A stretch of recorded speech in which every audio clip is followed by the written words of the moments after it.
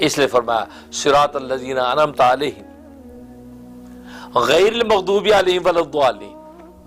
اب یہاں پر غیر مغضوب علیہم ولا الضالین جو فرمایا کہ نہ ان لوگوں کا راستہ جن پر اللہ کا غضب ٹوٹا ہے اور نہ ان لوگوں کا راستہ جو گمراہ ہو گئے۔ اب اس اضافے کی ضرورت کیا تھی کہ جب صراط الذین انعمت علیہم ہو گیا، منعم علیہم کا راستہ نصیب ہو گیا، تو پھر آگے اس بات کی نفی کرنے کی ضرورت کیا تھی کہ ان کا راستہ نہیں چاہیے؟ تو آپ کو راستہ پہلے منعم علیہم کا مل ہی گیا ہے تو ظاہر آپ اس راستے سے بچ ہی گئے نا۔ اس کے اظہار کا کیا مطلب ہے؟ اللہ اکبر، اظہار سے مراد وہ افراط و تفرید، وہ افراط و تفرید کی حقیقت کو بتایا جا رہا ہے کہ یا اللہ ہم منعم علیہم کے راستے پر چل رہے ہیں، ان کے دامن سے وابستہ رہیں، لیکن افراط و تفرید نہ ہونے پائے افراط و تفرید نہ ہونے پائے، یعنی افراط ایسا نہ ہو جائے کہ یہ منعم علیہم جو انبیاء ہیں ان کے معجزات کو دیکھ کے کہیں ان کو خدا ہی نہ بنا بیٹھے، کہیں ان کو خدا کا بیٹا نہ بنا بیٹھے،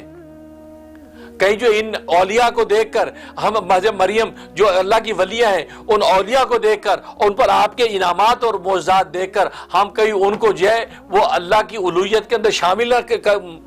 نہ کر بیٹھے، جس سے تصویر کا عقیدہ قائم ہوا۔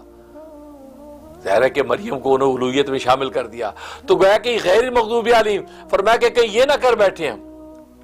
اس لیے افراط نہ ہو جائے اور نہ تفرید ہو جائے کہ ہم ان انبیاء اور ان صدیقین شہداء صالحین کا انکار ہی کر بیٹھیں، ان کے منکر ہو جائیں، ان کی بے ادبی گستاخی کر بیٹھیں، یا اللہ وہ بھی نہیں چاہیے۔ تو مغضوب علیہم کا راستہ بھی نہ ہو کہ بے شک ان کے دامن سے وابستہ ہیں ہم، لیکن اس وابستگی میں ہم اتنا آگے نہ بڑھ جائیں کہ ان کو خدا ہی نہ بنا بیٹھیں، جیسے عیسائیوں نے خدا بنا لیا،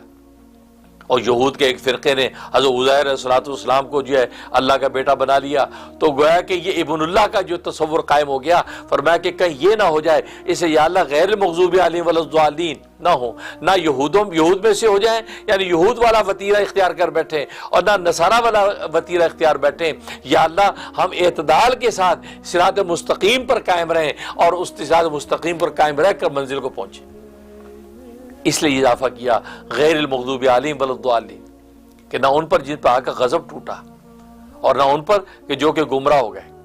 اب ظاہر کہ جن پہ غضب ٹوٹا وہ افراط کا شکار ہوئے، جب افراط کا شکار، افراط چونکہ ظاہر ہے کہ وہ ایک بڑا گناہ ہے، جب افراط کا شکار ہوئے ہیں تو اللہ تبارک و تعالی ان کے اوپر اپنا غضب توڑا، اور اس سے مراد یہود ہے۔ اور ولا الضالین یہ تفرید کا شکار ہوئے ہیں،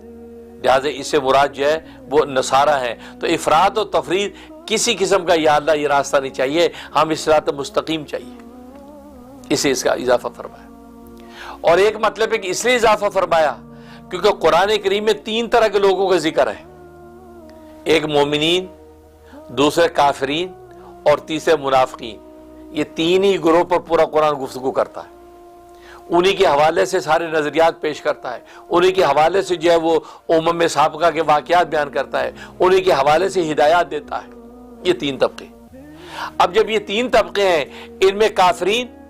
یہ مغضوب علیہم میں جن پر اللہ کا غضب ٹوٹا، یہ کافر مشرک ظاہر یہ بڑے مجرم ہیں، باغی ہیں۔ دوسرے منافقین،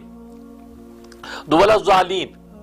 جو راستے سے ہٹے ہوئے ہیں۔ تو منافقین، یہ منافقین جو ہے یہ ظاہر ہے کہ یہ ظاہری طور پہ مسلمان لیکن اندر سے منافق ہیں۔ تو غیر المغضوب علیہم سے مراد منافقین،